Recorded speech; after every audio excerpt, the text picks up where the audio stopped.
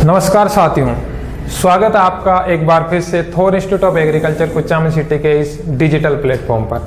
मैं Jagdish Prasad, faculty of agriculture, लेकर आया हूं आपके साथ नया टॉपिक पशुपालन का, जिसका नाम है पशुपालन से संबंधित शब्दावली। आज अपन बात करने वाले हैं पशुपालन में काम में आने वाली बेसिक जो शब्दावली है, टर्मिनोलॉजी है, कि कौन कौन से टर्म है जो अपने बार बार को देखने को मिलेगी किसके अंदर, पशुपालन के अंदर। जैसे जैसे अपन आगे पढ़ेंगे ये शब्द है जो बार बार अपने काम में आने वाले हैं, तो इनको एक बार पहले ही अपन क्या करते हैं, पूरी तरीके से स्टडी कर लेते हैं, ताकि अपने को क्या है बाद में दिक्कत नहीं आए, बाद में बार बार ये नहीं बताना पड़े कि ये चीज ये होती है, इसको ये कहते हैं, या फिर इस शब्द का मतलब ये होता है। तो चलिए शुरुआत करते हैं आज के सेशन की।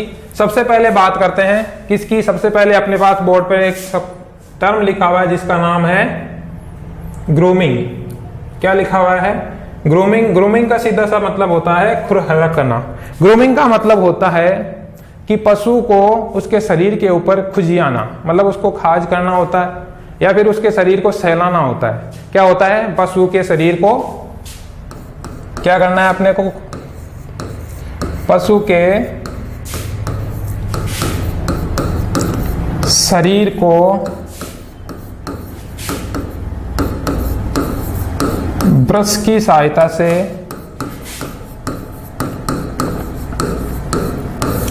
सहलाना, सहलाना कह सकते हैं, या फिर अपन कह सकते हैं खुजियाना, एक ही बात है। क्या कहलाता है आपका? ग्रूमिंग या खुरहरा कहलाता है। देखिए सबसे पहले मैं बात बता दूं, आज की जो ये क्लास है अपनी, ये बहुत ही इंपॉर्टेंट क्लास है। इंपॉर्टेंट क्यों है? क्योंकि इसमें से आपके कोई भी एग्जाम हो, चाहे जेड सुपरवाइजर, आईसीआर, बीएचयू, उनमें से एक क्वेश्चन 100% आने वाला होता है इस टर्मिनोलॉजी के अंदर में से।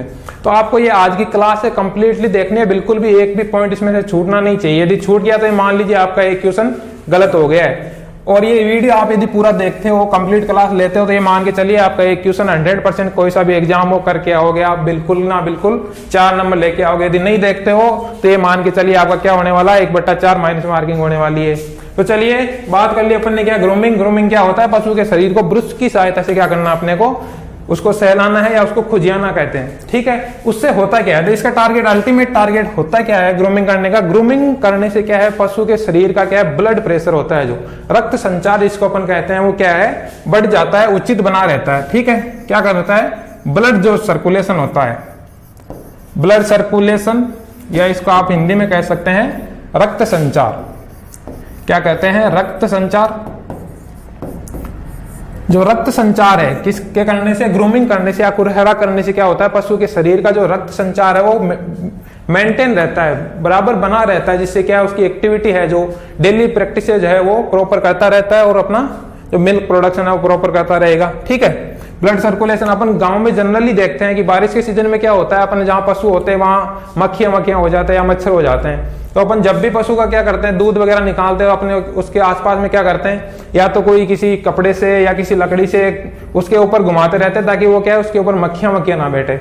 अपन उसी रूप को दे सकते हैं कि उसी को अपन ग्रूमिंग कह सकते हैं। हालांकि वो ग्रूमिंग नहीं है, वो तो अपना अल्टीमेट टारगेट ये होता है कि दूध अपना जो पशु है मक्खियों की वजह से या किसी दूसरी मतलब मच्छर वच्छर है तो उसकी काटने की वजह से क्या है, इधर उधर ना हिले, उसको उड़ाने के लिए अपन करते हैं। लेकिन उसी टाइप का क्या है अपना है, ग्रूमिंग है, उसको क्या कहते हैं अपन, ग्रूमिंग या खुरहरा। और इसका अल्टरनेट जो एम होता है, ये आपको ध्यान में रखना है, ये बहुत बार पूछा गया है, क्या रक्त परिसंचरण को बनाए रखने के लिए किया जाता है, क्या आपका ग्रूमिंग या खुरहरा किसके लिए किया जाता है, रक्त परिसंचरण, ब्लड जो सर्कुलेशन है उसको मेंटेन रखने के लिए आपका कौन सा जो टर्मिनोलॉजी काम में ले रहे हैं अपन, ग्रूमिंग या खुरहरा करते हैं। चलिए नेक्स्ट बात करते हैं, अपने सामने आ रहा कलिंग। देखिए नेक्स्ट जो शब्द है अपना वो क्या है, कलिंग। कलिंग का मतलब होता है कोई भी आपका पशु का झुंड है, क्या है, पशु का झुंड है या समूह है, या जिसको हर्ड बोलते हैं या फ्लोक बोलते हैं, उसमें से क्या है, जो अनप्रोडक्टिव होते हैं, अनुत्पादक जो पशु होते हैं, या अनडिजायरेबल होते हैं, जो जिनकी क्या अपने कोई इच्छा नहीं होती कि ये अपने कोई काम के नहीं है, या फिर उस झुंड में से कोई है पशु है वो क्या है आपका बीमार है, किस प्रकार का है, बीमार है, डिजीज उसके लगी हुई है, तो उसको क्या करते हैं अपन, उस झुंड में से निकाल के अलग कर देते हैं। क्यों कर देते हैं? क्योंकि मान लीजिए आपका कोई पशु बीमार है, तो उस बीमार पशु को आप यदि किसी झुंड में रखते हो तो वो क्या करेगा, दूसरे पशुओं को भी संक्रमित कर सकता है। आसपास के जो यदि कोई उसको संक्रमित बीमारी है तो क्या होगा, दूसरे पशु को भी संक्रमित कर देगा। यदि कोई आपका अनडिजायरेबल कैरेक्टर वाला पशु है, जैसे मान लीजिए किसी पशु की झगड़ालू मतलब झगड़ा करने की प्रवृत्ति है तो वो क्या करेगा, दूसरे पशु को नुकसान पहुंचाएगा। तो उसको भी अपने क्या करना है, अवॉइड करना है, दूसरी जगह उसको सेटअप करना है। अपने झुंड में उसको रखेंगे तो क्या करेगा, अपने को वो नुकसान करने वाला है। तो कलिंग का सीधा सा मतलब क्या हो गया आपके सामने, कलिंग का मतलब हो गया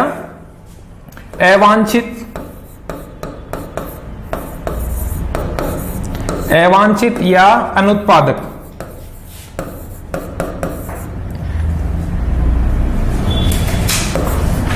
अनुत्पादक या फिर कह सकते हैं बीमार पशु, या तो जिसके क्या है गुण अवांछित है, जिनको अपने को लग रहा है मतलब कोई काम का नहीं है वो, या फिर वो अनुत्पादक है, उत्पादन नहीं दे रहा, दूध नहीं दे रहा, या उससे अपने को क्या है कोई ऊन नहीं मिल रही है तो अपने क्या काम का है, या फिर वो पशु क्या है बीमार है। तो उसको क्या है अवांछित, अनुत्पादक या बीमार पशु को समूह से अलग करना। क्या करना अपने को, उसको समूह होता है, समूह से क्या कर देंगे, उसको अलग कर देंगे। तो अलग कर देंगे तो क्या है, अपना पशु जो बाकी के पशु है अलग करना। क्या करना है, जो अपना पशु है उसको क्या कर देंगे, अपन अलग कर देंगे। तो क्या है, बाकी के पशु को वो यदि बीमार है तो बीमार नहीं गिर पाएगा, यदि उसमें किसी झगड़ालू प्रकृति है तो वो क्या दूसरे जो पशु है अपने को उनको नुकसान नहीं पहुंचा पाएगा, या अनुत्पादक है तो उसको क्या है अपने को अलग रेयरिंग कर देंगे, ताकि उसमें फीडिंग का जो भी अपना खर्चा आ रहा है वो क्या आएगा, कम आएगा। चलिए 2 शब्द हो गए अपने पास, क्या है ग्रूमिंग है, नेक्स्ट है कलिंग। नेक्स्ट बात कर रहे हैं अपने पास 3 शब्द आ रहे हैं और तीनों ही बहुत इंपॉर्टेंट शब्द है। इंपॉर्टेंट क्यों है, इसमें कंफ्यूजिंग वाले टर्म है, तीनों के तीनों एक साथ में समझते हैं ताकि अपने को क्या है कंफ्यूजिंग नहीं होगा। पहला है अपने पास फ्लशिंग। पहला जो शब्द आ रहा है आपके सामने बोर्ड पे लिखा हुआ है वो क्या है, फ्लशिंग। क्या लिखा हुआ है, फ्लशिंग। दूसरा है स्टीमिंग अप और तीसरा है डाउन कवर। देखिए सबसे ज्यादा कंफ्यूजन रहता है वो रहता है आपके स्टीमिंग अप और फ्लशिंग के बीच में, कि स्टीमिंग अप और फ्लशिंग दोनों एक ही चीज है या दोनों अलग अलग है। और मैंने देखा भी ज्यादातर किताबों में क्या आपके फ्लशिंग को भी क्या है गलत लिखा हुआ है, बहुत ज्यादा जगह है वो क्या लिखा हुआ है, गलत लिखा हुआ है। तो इसकी वास्तव में डेफिनेशन या वास्तव में इसका मीनिंग देखें अपन कि फ्लशिंग होता क्या है। देखिए फ्लशिंग का मतलब होता है कि आप किसी भी पशु को प्रजनन करवा रहे हैं। देखिए मैं प्रजनन अलग चीज है, पशु का ब्याना अलग चीज है। प्रजनन का मतलब उसको मीटिंग करवाना, मेल पेरेंट जो मेल है उसके साथ में फीमेल का मेटिंग करवाने की जो क्रिया होती है वो क्या कहलाती है, प्रजनन की क्रिया कहलाती है, या ब्रीडिंग जो प्रोसेस होता है वो कहलाता है। तो जो भी कोई भी आपकी मादा पशु है, फीमेल जो पशु है उसको क्या करना, आपको मीटिंग से पहले जो ब्रीडिंग प्रोसेस है उससे पहले आपको क्या करवाना है, 2 सप्ताह पहले तक अच्छे से भोजन देना है, अच्छा उसको आहार देना है। अच्छा आहार क्यों देना है, अच्छा आहार इसलिए देना है ताकि उसमें जो अंडों का निर्माण हो रहा है, अंडाणु का निर्माण हो रहा है वो अच्छी प्रकार से हो। क्यों, क्योंकि यदि अच्छा खाना नहीं दोगे तो उसमें हो सकता है अंडों का निर्माण है, अंडाणु का निर्माण है वो वीकली हो, कमजोर हो, या फिर जो क्वांटिटी चाहिए आपको उस क्वांटिटी में नहीं हो। तो उससे क्या आपका पशु अनुत्पादक मतलब जो प्रोडक्ट जो ब्याने जितने बच्चे देने होते हैं उतने बच्चे नहीं दे पाएगा। जैसे मैं बात करूं सुअर में, सुअर जनरली क्या है 10-12 बच्चे देता है। यदि उसमें प्रोडक्शन, यदि आपका अंडाणु का प्रोडक्शन कम हो गया तो वो क्या है बच्चे आपका कम देने वाला है। तो फ्लशिंग का क्या मतलब होता है, सीधी सीधी डेफिनेशन ये होती है, पशु के प्रजनन से पूर्व है, पशु के प्रजनन के 2 सप्ताह पूर्व, 2 सप्ताह पूर्व,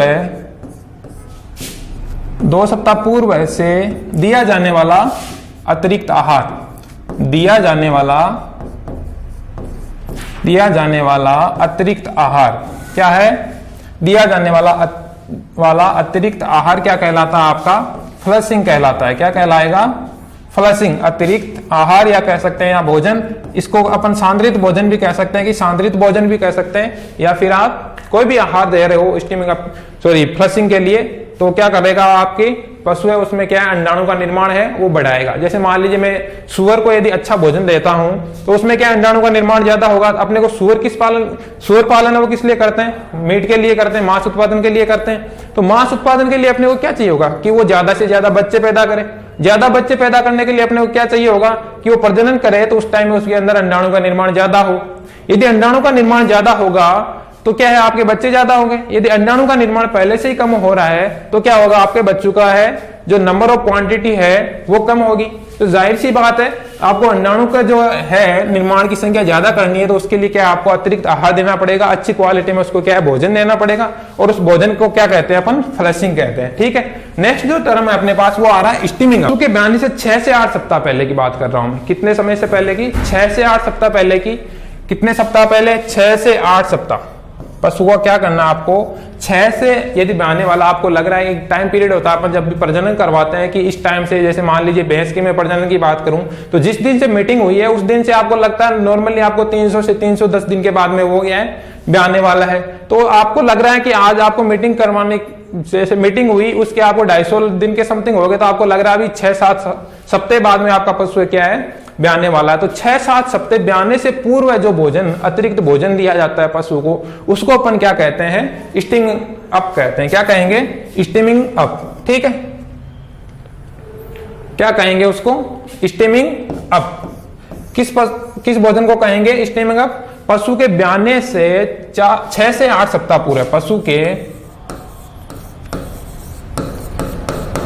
ब्याने के 6 से 8 सप्ताह पूरे, 6 से 8 सप्ताह पूर्व दिया जाने वाला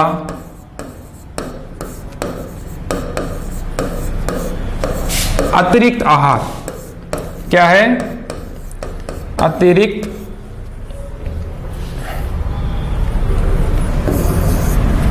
वाला अतिरिक्त आहार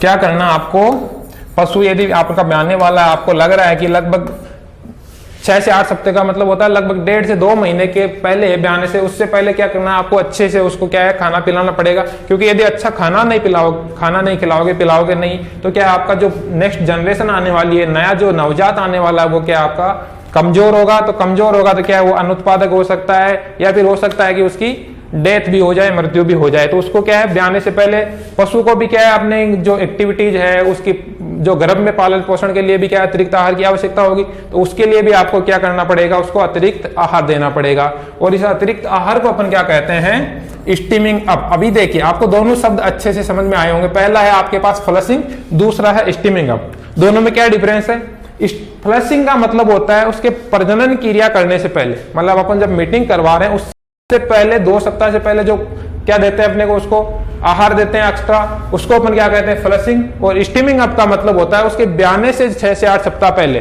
देखिए आपको टाइम पीरियड भी आपको ध्यान में रखना है। इसमें है आपके पास कितना, 2 सप्ताह। कितना है, 2 सप्ताह। जबकि इसमें कितना है आपके 6 से 8 सप्ताह। कितना है, 6 से 8 सप्ताह। ठीक है, इसका उद्देश्य क्या होता है, अंडाणु का निर्माण ज्यादा करना, या प्रजनन कैपेसिटी है जो पशु की क्या है, प्रजनन शक्ति। उद्देश्य क्या होता है, प्रजनन शक्ति को अच्छी करना,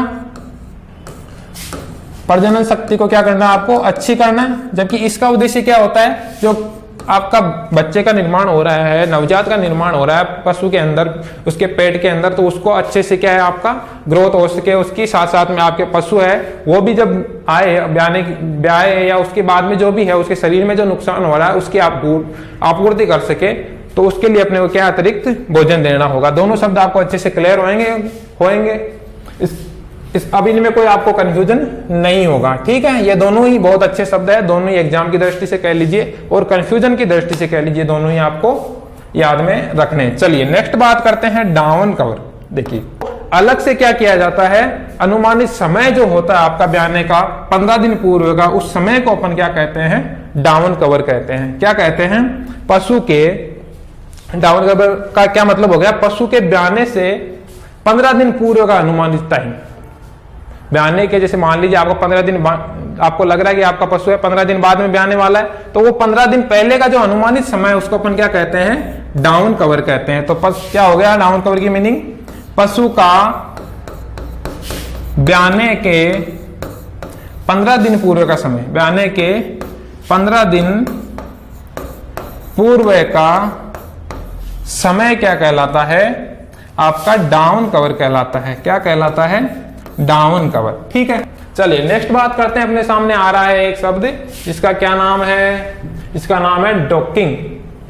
क्या है, डॉकिंग। ठीक है, देखिए, एक तो डॉकिंग, दूसरा है डिसबडिंग, दोनों अलग अलग है सब। क्या है डॉकिंग का मतलब? क्या होता है, आपकी जो भेड़ है या सूअर है उसके अंदर क्या है, पूंछ को हटाना। डॉकिंग का क्या मतलब होता है, भेड़ की पूंछ को हटाना। ठीक है, डॉकिंग का मतलब होता है भेड़ की पूंछ को हटाना या काटना। भेड़ की जो पूंछ है उसको क्या है, हटाना कह दीजिए या काटना कह दीजिए।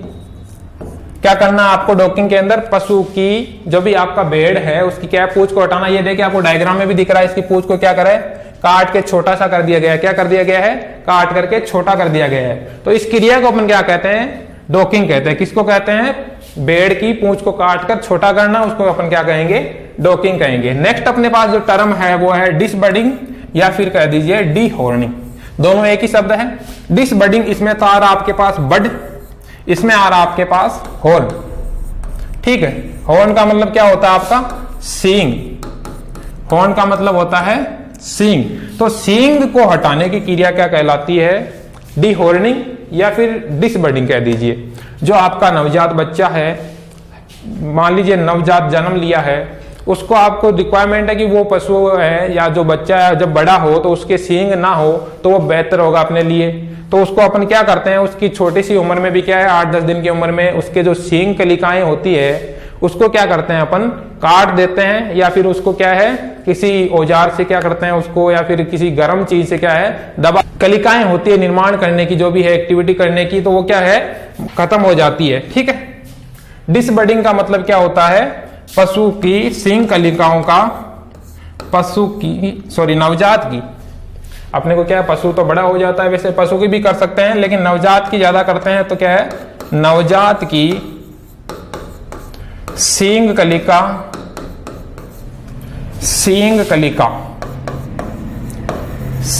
कलिका को हटाना क्या कहलाता है आपका, डिसबडिंग या डीहॉर्निंग। दोनों एक ही चीज है, डिसबडिंग या डीहॉर्निंग। इसकी उचित उम्र क्या होती है आपकी, किस उम्र में किया जाता है, तो ये उम्र है आपकी 10 दिन की उम्र के अंदर किया जाता है। जब आपका पशु कितना होता है, 10 दिन का होता है। ये बहुत बार पूछा गया है कि डिसबडिंग या डीहॉर्निंग है वो किस उम्र में किया जाता है, तो किस उम्र में किया जाएगा आपका, 10 दिन की उम्र के अंदर क्या किया जाएगा आपका, डिसबडिंग या डीहॉर्निंग किया जाएगा।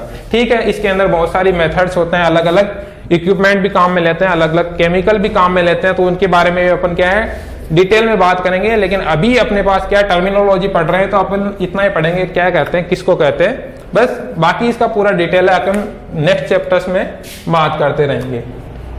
चलिए, नेक्स्ट जो टर्म है आपकी बोर्ड पे वो है डिबीकिंग। कौन सा है, डिबीकिंग।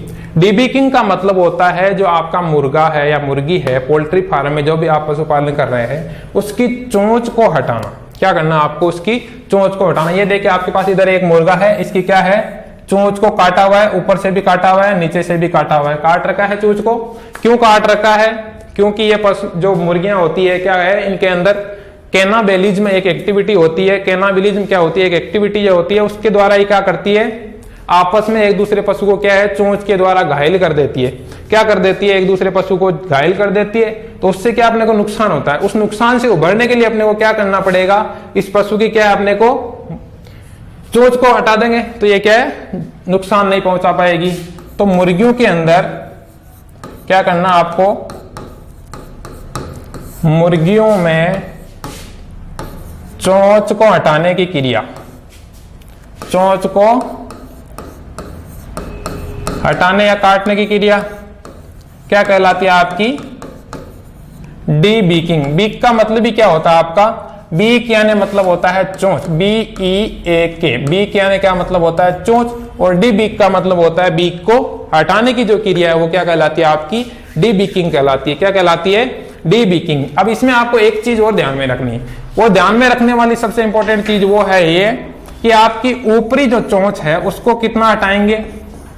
देखिए चोंच है उसमें दो पोर्शन है, एक तो ये आपका ऊपर वाली चोंच है, एक ये नीचे वाली चोंच है, दो प्रकार की है। तो ऊपर वाला पोर्शन है वो तो हटाओगे आप 1/4, मतलब जितनी चोंच है आपका उसका 1/4 पोर्शन है वो क्या करोगे आप काट दोगे। और नीचे वाली जो चोंच है, जो नीचे वाली चोंच है उसका कितना पोर्शन हटाओगे, नीचे वाली चोंच है उसका पोर्शन हटाओगे आप 1/8।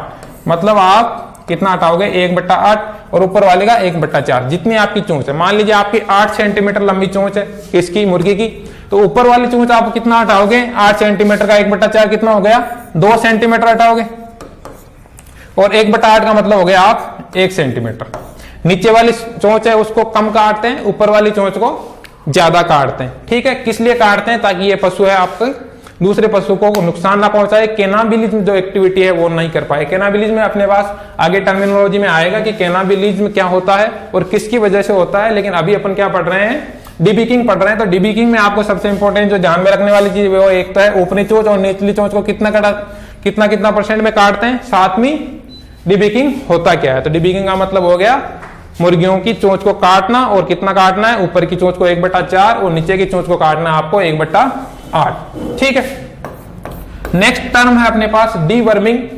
डीवर्मिंग का सीधा सा मतलब है कोई भी पशु है उसके शरीर के अंदर, पेट के अंदर क्या है, कीड़े पड़ जाते हैं, वर्म पड़ जाते हैं, तो उन वर्म को क्या है अपने को हटाना पड़ेगा। उन हटाने की जो एक्टिविटीज है उसको अपन क्या कहते हैं, डीवर्मिंग। तो पशु के शरीर क्या, अमाशय या पेट कह दीजिए, पशु के पेट से कर्मियों कह दीजिए, चाहे आप कीड़े कह दीजिए, सीधे सीधे कहे तो अपन कीड़ों को खत्म करना क्या कहलाता है आपका, कीड़ों को खत्म करने की जो क्रिया है उसको अपन क्या कहते हैं, डीवर्मिंग कहते हैं। क्या कहेंगे, डी। ठीक है, चलिए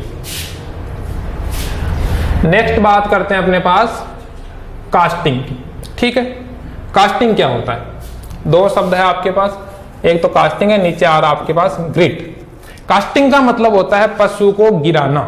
क्या मतलब होता है, पशु को जमीन के ऊपर गिराना होता है। गिराना क्यों होता है, क्योंकि आपको बहुत सारी एक्टिविटीज जो करनी होती है, कई बार पशु बीमार हो जाता है तो उसको दवाई देनी होती है, या फिर उसको चोट लगी है तो उसके भी आपको ट्रीटमेंट करना है, या फिर कई बार क्या है पशु ब्याने वाला होता है तब भी आपको कई बार उसको बिठा के या लिटा के ब्याने के अंदर अच्छी सुटेबिलिटी रहती है, जो पशु है वो सेफ महसूस करता है, तो उसके लिए क्या आपको पशु को गिराना पड़ेगा। क्या है, कास्टिंग का मतलब है पशु को गिराना। क्या करना आपको, पशु को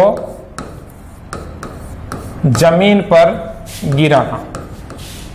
जमीन पर गिराने की जो क्रिया है वो क्या कहलाती है आपकी, कास्टिंग कहलाती है। क्या कहलाती है, कास्टिंग कहलाती है। और कास्टिंग कर रहे हैं, गिरा रहे हैं, तो उसको किस तरफ में गिराएंगे, पशु को अपन गिराएंगे किस तरफ, लेफ्ट साइड में।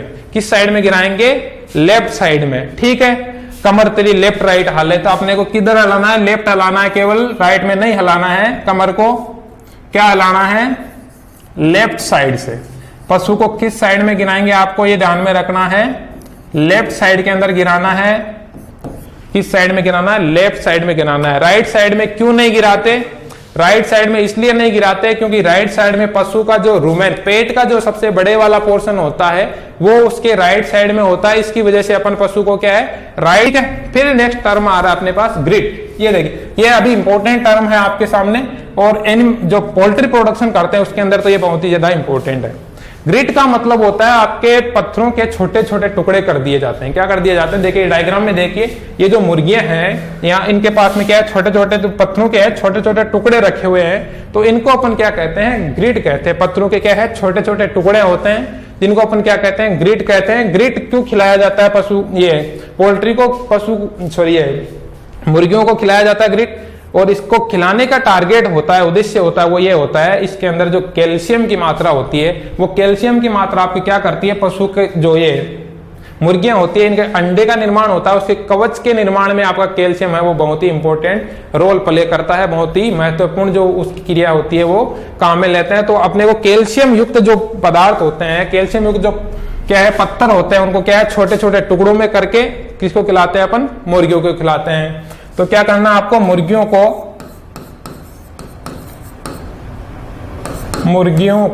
पत्थर के या फिर मार्बल के कह सकते हैं, मार्बल के टुकड़े जो ज्यादा काम में लिए जाते हैं, मुर्गियों को पत्थर कह दीजिए चाहे आप मार्बल कह दीजिए,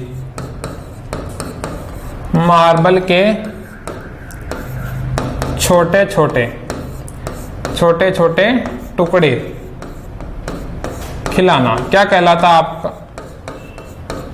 जो छोटे छोटे टुकड़े खिलाए जाते हैं उनको अपन क्या कहते हैं, ग्रिट कहते हैं। जो टुकड़े होते हैं, ये छोटे छोटे टुकड़े दिख रहे हैं आपको, इनको अपन क्या कहते हैं, ग्रिट कहते हैं। ठीक है, क्यों खिलाते हैं, क्यों खिलाते हैं, कैल्शियम की पूर्ति के लिए, कैल्शियम की पूर्ति करने के लिए खिलाते हैं। कैल्शियम की पूर्ति क्यों करनी होती है, क्योंकि जो अंडे का निर्माण होता है, अंडे के जो कवच का निर्माण होता है, वो अंडे का जो कवच है उसमें ज्यादातर जो पोर्शन होता है वो किसका होता है, आपका कैल्शियम का होता है। तो कैल्शियम युक्त जो आपके कंक्रीट पत्थर है वो मुर्गियों को खिलाए जाते हैं। किस लिए खिलाए जाते हैं, ताकि उनके जो अंडे का निर्माण हो रहा है उसका जो कवच है वो मेंटेन बना रहे, उसकी जो क्वालिटी है, उसकी जो हार्डनेस है वो बना रहे, ताकि वो जब भी अपना उसको मार्केटिंग करे तो वो फटे नहीं और अच्छे से उसको ट्रेवल करने में कोई दिक्कत ना आए।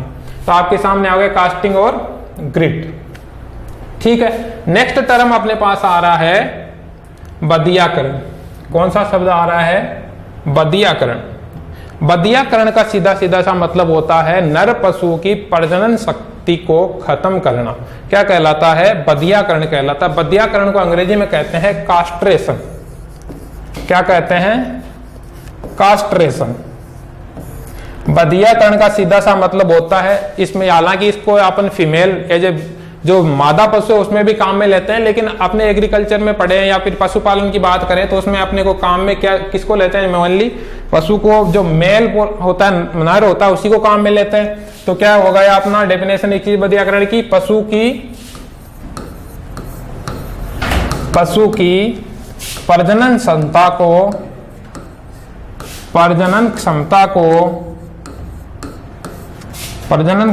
को समाप्त करना क्या कहलाता है, आपका बदियाकरण कहलाता है। क्या कहलाता है, बदियाकरण कहलाता है या कास्ट्रेशन कहलाता है। किसको कहते हैं, नर पशु की जो प्रजनन क्षमता होती है उसको अपन क्या कहते हैं, करते हैं, हटा देते हैं किसी औजार से या किसी भी मेथड से। अपन क्या करते हैं, अलग अलग मेथड होते हैं इसके, बॉडी जो कास्ट्रेट होता है, इलेक्ट्रिकल मेथड भी होता है और भी बहुत सारे नेचुरल भी मेथड होते हैं। उनके द्वारा अपन क्या करते हैं, पशु के जो मेल पोर्शन होता है उसमें से क्या है, उसकी जो प्रजनन क्षमता होती है, ब्रीडिंग जो कैपेसिटी होती है उसको अपन क्या करते हैं, समाप्त कर देते हैं, जिससे क्या है वो पशु आपका प्रजनन नहीं कर पाता और उस पशु को अपन क्या है अलग काम में ले सकते हैं। अलग काम में किस किस में ले सकते हैं, हो सकता है उसको अपन एज ए टीजर वुल काम में ले, टीजर वुल की भी अपन अभी डेफिनेशन देखेंगे आगे, या फिर उसको है कि अपन कृषि के काम में भी ले सकते हैं। किसके काम में ले सकते हैं, कृषि के काम में भी ले सकते हैं। और ये जो क्रियाएं हैं, वो जो कास्ट्रेशन का जो काम है वो कौन सी ऋतु में किया जाता है, ये आपके सबसे इंपॉर्टेंट चीज है। क्या है कि आपका जो बदियाकरण है, कास्ट्रेशन है, वो भी एक फिक्स टाइम के अंदर, फिक्स एक जो ईयर है उसके फिक्स टाइम इंटरवल के अंदर किया जाता है। उस टाइम में यदि किया जाए, उस ऋतु में किया जाए, उस समय में किया जाए, तो ये क्या है आपके पशु के लिए और आपके जो उसकी कैपेसिटी है उसको समाप्त करने के लिए ज्यादा उपयोगी रहता है। तो किस ऋतु में करेंगे अपन इसका, शीत ऋतु के अंदर क्या करते हैं, बदियाकरण करते हैं। किसका, पशुओं का बदियाकरण है, उसकी प्रजनन क्षमता है, वो कौन से ऋतु में ज्यादातर की जाती है, वो की जाती है आपके शीत ऋतु के अंदर की जाती है। क्या किया जाता है, बदियाकरण या कास्ट्रेशन। ठीक है, चलिए नेक्स्ट बात करते हैं। अपने पास 3 शब्द आए एक साथ ही और तीनों के तीनों ही किससे संबंधित है, आपके मुर्गी पालन से संबंधित है। किससे संबंधित है, मुर्गी पालन से संबंधित है। ठीक है, एक है ब्रोइलर, दूसरा है लेयर्स और तीसरा है आपका ग्रोवर मैनेजमेंट। क्या है, ग्रोवर मैनेजमेंट। नंबर 1 है आपका ब्रोइलर, नंबर 2 है आपका लेयर्स और नंबर 3 है ग्रोवर मैनेजमेंट। देखिए पहले बात करूं मैं ब्रोइलर्स की। ब्रोइलर्स का मतलब होता है मुर्गियों को मांस के लिए पालना, मुर्गियों को मांस के उद्देश्य से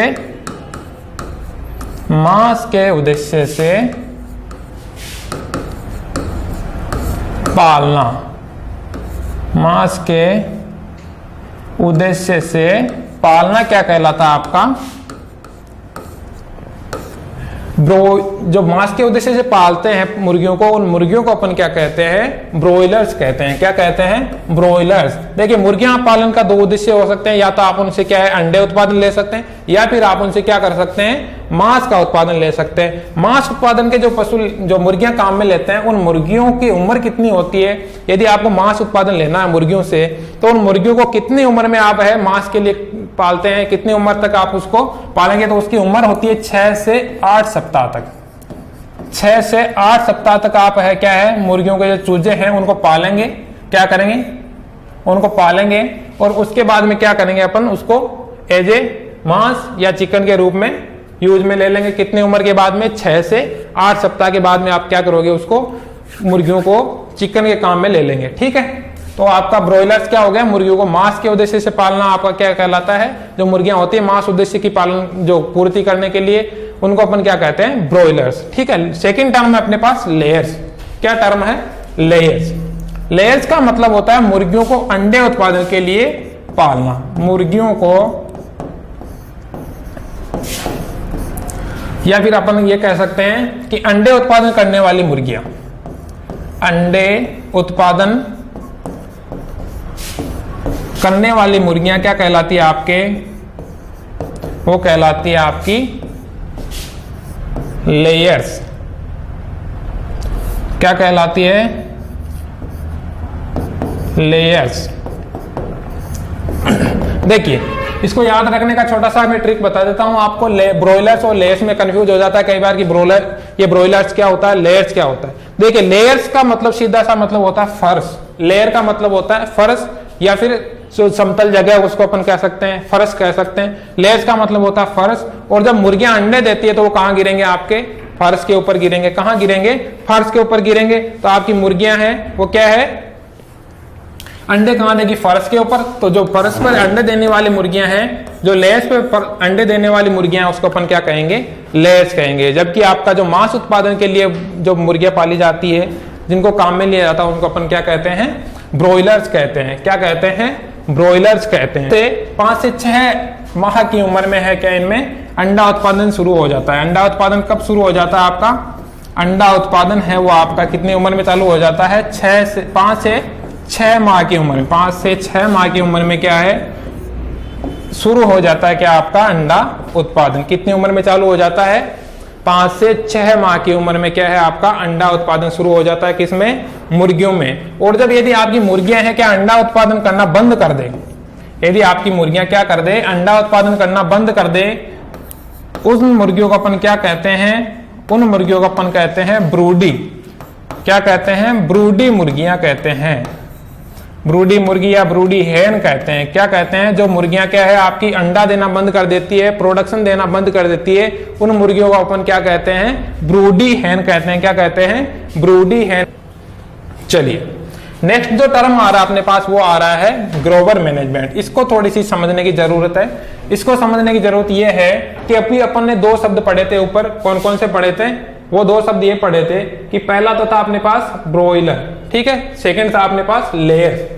जो ब्रॉयलर और लेयर्स जो दोनों की उम्र होती है, इन दोनों की उम्र के बीच का जो मैनेजमेंट अपन करते हैं, मान लीजिए अपने को आपको मांस के लिए पशु ये मुर्गी पालन करना है, तो आप क्या करते 6-7 सप्ताह के अंदर या 8 सप्ताह के अंदर आपकी मुर्गी को क्या है, बेच दोगे या उसको काम में ले लोगे।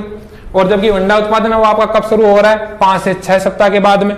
तो आप इन दोनों के बीच का जो टाइम इंटरवल है, इसके बीच में भी आपको क्या मैनेजमेंट करना पड़ेगा। ये तो है नहीं कि आपकी मुर्गी ने क्या है, जब से ब्रॉयलर है, मान लीजिए 6 सप्ताह की उम्र है, 7 सप्ताह की उम्र है, तो उसको काम में ले लिया, और यदि वो उसको यदि मांस से काम में नहीं लिया तो अगले दिन से वो अंडे देना उत्पादन कर देगी। ये तो होगा नहीं। तो उसके लिए आपको क्या करना पड़ेगा, एक फिक्स टाइम इंटरवल 5 से 6 सप्ताह तक भी आपको क्या है, उसको पालना पड़ेगा। तो इन दोनों के बीच का जो टाइम इंटरवल है, किस किस के बीच में, ब्रॉयलर्स और लेयर्स के बीच का जो टाइम इंटरवल है, उसको अपन क्या कहते हैं, ग्रोवर मैनेजमेंट। तो ग्रोवर मैनेजमेंट की डेफिनेशन ये होती है कि मुर्गियों का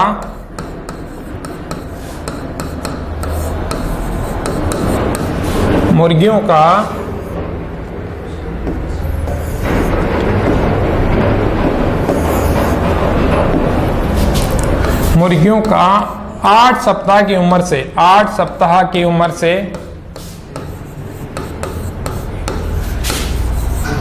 8 सप्ताह की उम्र से लेकर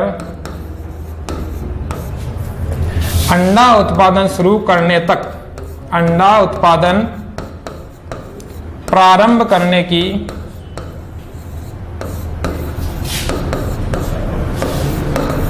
उम्र के बीच का प्रबंधन जो होता है, मैनेजमेंट जो होता है, उसको अपन क्या कहते हैं, ग्रोवर मैनेजमेंट कहते हैं। क्या कहते हैं, ग्रोवर मैनेजमेंट। मतलब सीधा सा है कि आपका जो लेयर्स है और पहले जो ब्रॉयलर्स था, इन दोनों के बीच का जो टाइम पीरियड है, टाइम इंटरवल है, जो उसके अंदर अपने को जो मैनेजमेंट करना पड़ेगा, मुर्गियों का देख रेख करनी पड़ेगी, उस टाइम इंटरवल को अपन क्या कहते हैं, ग्रोवर मैनेजमेंट कहते हैं। क्या कहते हैं, ग्रोवर मैनेजमेंट। ठीक है, चलिए नेक्स्ट टर्म अपने पास आ रहा है, वो है डम्ड पेल। क्या है, डम्ड पेल है। डम्ड पेल देखिए क्या होता है, सीधा सा छोटा सा डेफिनेशन। डम्ड पेल वो है जो आपका दूध निकालने की जो बाल्टी होती है, उसको अपन क्या कहते हैं, डम्ड पेल कहते हैं। क्या कहते हैं, ये सकड़े मुंह की बाल्टी होती है, दूध निकालने की जो बाल्टी होती है, क्या, दूध निकालने की बाल्टी, दूध निकालने की, या कह दीजिए आप दूध निकालने का बर्तन, एक ही बात है, बर्तन कह दीजिए या बाल्टी कह दीजिए। दूध निकालने की जो बाल्टी होती है या जो बर्तन होता है, उसको अपन क्या कहते हैं, डम्ड पेल कहते हैं। डम्ड पेल क्यों कहते हैं, बाकी बाल्टी से ये थोड़ी क्या है, अलग होती है। इसका जो मुंह है वो कैसा होता है, थोड़ा सकड़ा होता है।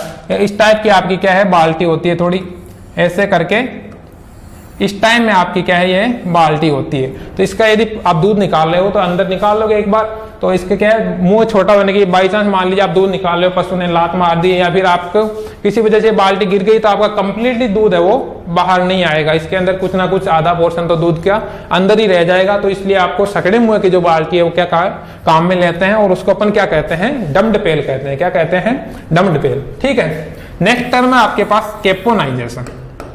देखिए अभी अपन ने पहले पढ़ा था बधियाकरण या कास्ट्रेशन, उसी से रिलेटेड है आपका कैपोनाइजेशन। क्या कहते हैं, क्या कौन सा टर्म है, कैपोनाइजेशन। कैपोनाइजेशन का मतलब होता है आपका मुर्गे होते हैं जो उनकी प्रजनन क्षमता को खत्म करना, क्या कहलाता है आपका, मुर्गों की जो प्रजनन क्षमता है उसको खत्म करना क्या कहलाता है, कैपोनाइजेशन कहलाता है। मुर्गों की प्रजनन क्षमता को खत्म करना क्या कहलाता है आपका, प्रजनन क्षमता को समाप्त करना क्या कहलाता है आपका, कैपोनाइजेशन कहलाता है। क्या कहलाता है, कैपोनाइजेशन कहलाता है। जबकि अपन ने पहले पढ़ा था बधियाकरण या कास्ट्रेशन, उसको वो किस में करते हैं, आपके पशुओं के अंदर करते हैं, गाय भैंस भेड़ बकरी के अंदर करते हैं। जबकि आपका मुर्गियों में अगर वो कर रहे हैं, प्रजनन क्षमता खत्म कर रहे हैं, तो उसको अपन क्या कहते हैं, कैपोनाइजेशन कहते हैं। और बधियाकरित जो मुर्गा होता है उसको अपन क्या कहते हैं, बधियाकरित जो मुर्गा होता है उसको अपन कहते हैं कैपेन। क्या कहते हैं, कैपेन। बधियाकरित जो मुर्गा होता है उसको कैपेन कहते हैं। और कैपेन से ही जो टर्म बना अपना कौन सा, वो है कैपोनाइजेशन। कैपेन से बना है कैपोनाइजेशन। तो बधियाकरित जो मुर्गा होता है उसको अपन कहते हैं कैपेन, और कैपेन से ही अपना टर्म बना है कैपो। नेक्स्ट बात करते हैं पिक्का। देखिए ये एक पिक्का कोई पीने की चीज नहीं है, खाने पीने की चीज नहीं है आपकी। क्या है, पिक्का का मतलब होता है आपके, ये एक प्रकार का रोग है। फास्फोरस की कमी से, पी जिसको कहते हैं या फास्फोरस जिसको कहते हैं, फास्फोरस की कमी से, फास्फोरस की कमी से होने वाला रोग है, उसको अपन क्या कहते हैं कि कमी से होने वाला रोग।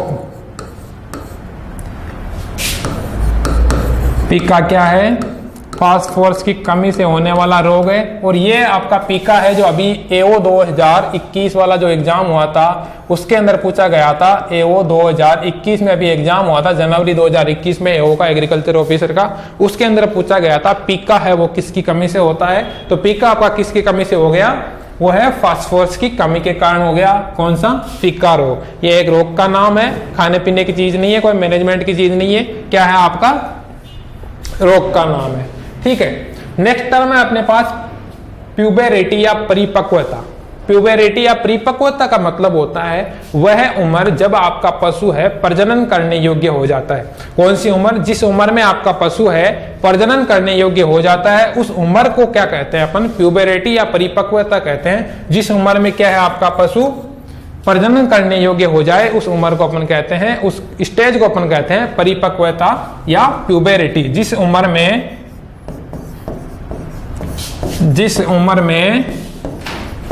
पशु प्रजनन करने योग्य हो जाए, प्रजनन करने योग्य हो जाए, या फिर कह सकते हैं अपन प्रजनन है उसमें चालू हो जाए, प्रजनन करने योग्य हो जाए, प्रजनन करने योग्य हो जाए, या फिर आप इसको ये भी कह सकते हो जिस उम्र में आपकी उसके अंदर क्या है प्रजनन करने की जो क्षमता होती है, जो कैपेसिटी होती है वो उसके अंदर डेवलप हो जाए, तो उस उम्र को अपन क्या कहेंगे, उसकी प्यूबरिटी कहेंगे या परिपक्वता कहेंगे। ये अलग अलग होती है सभी पशुओं में। किसी में जैसे भैंस की बात करें तो भैंस में करीब 30 से 36 महीने होते हैं, जबकि गाय में 24 से 30 महीने होते हैं। अलग अलग पशुओं में क्या है आपकी अलग अलग होती है।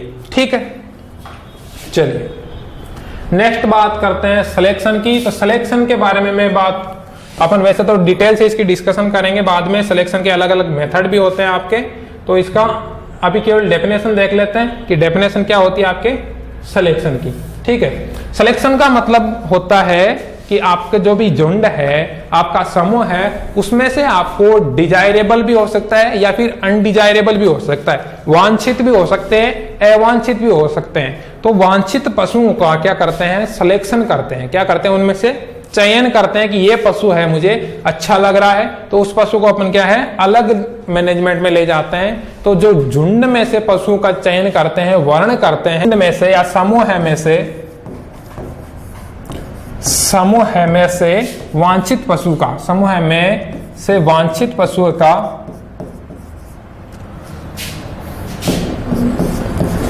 वांछित पशु को अलग करना, वांछित पशु को अलग करना क्या कहलाता है आपका सिलेक्शन या वर्ण कहलाता है। ठीक है, चलिए नेक्स्ट बात करते हैं अपन। एक दो टर्म और है, टर्म कौन कौन से, एक तो है ड्राई पीरियड।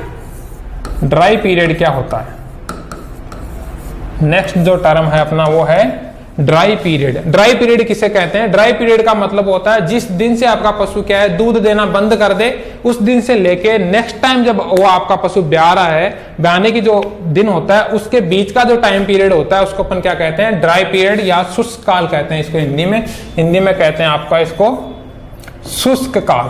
क्या कहते हैं, शुष्क काल। मतलब जिस स्टेज में जितने दिनों तक आपका पशु दूध नहीं दे रहा है उस पीरियड को अपन क्या कहते हैं, शुष्क पीरियड या ड्राई पीरियड कहते हैं। तो इसकी डेफिनेशन लिखूं तो मैं यह कह सकता हूं कि पशु का दूध देना बंद करने से लेकर अगली बार ब्याने के बीच का समय जो है उसको अपन क्या कहते हैं, उसको अपन कहते हैं ड्राई पीरियड। मतलब इस समय में क्या आपका पशु सूखा रहता है, दूध नहीं देता है, उसको अपन क्या कहते हैं, ड्राई पीरियड कहते हैं, शुष्क काल कहते हैं। क्या कहते हैं, शुष्क काल। ठीक है, चलिए नेक्स्ट टर्म है अपने पास वो है गेस्टेशन पीरियड। कुछ लोग गेस्टेशन भी बोलते हैं, कुछ लोग इसको जेस्टेशन भी बोलते हैं। गेस्टेशन या जेस्टेशन पीरियड, इसको हिंदी में कहते हैं आपका गर्भकाल। क्या कहते हैं, गर्भकाल।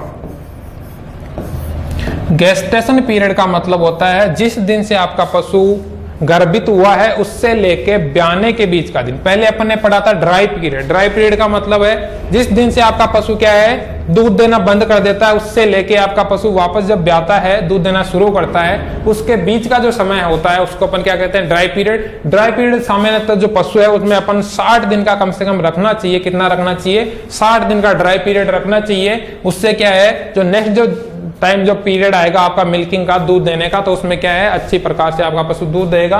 तो 60 दिन कम से कम आपको ड्राई पीरियड में पशु को रखना चाहिए। नेक्स्ट है गेस्टेशन पीरियड। तो गेस्टेशन पीरियड है वो है आपका पशु जिस दिन से आपका गर्भित हुआ है, मतलब आज आपने मीटिंग करवाई है तो वो कितने दिनों बाद में ब्याने वाला। गेस्टेशन पीरियड या गर्भकाल है, पशु का अलग अलग होता है सभी का। किसी में 310 दिन का, किसी में 282 दिन का, किसी में 151 दिन का, किसी में 152 दिन का, किसी में 148 दिन का। तो किसी में होता है हैचिंग पीरियड, उसको अपन कहते हैं जो मुर्गियों वगैरह में काम में लेते हैं 21 डेज 28 डेज, ये सारे होते हैं हैचिंग पीरियड। तो गेस्टेशन पीरियड की परिभाषा में लिखूं तो गेस्टेशन पीरियड का मतलब होता है पशु का गर्भित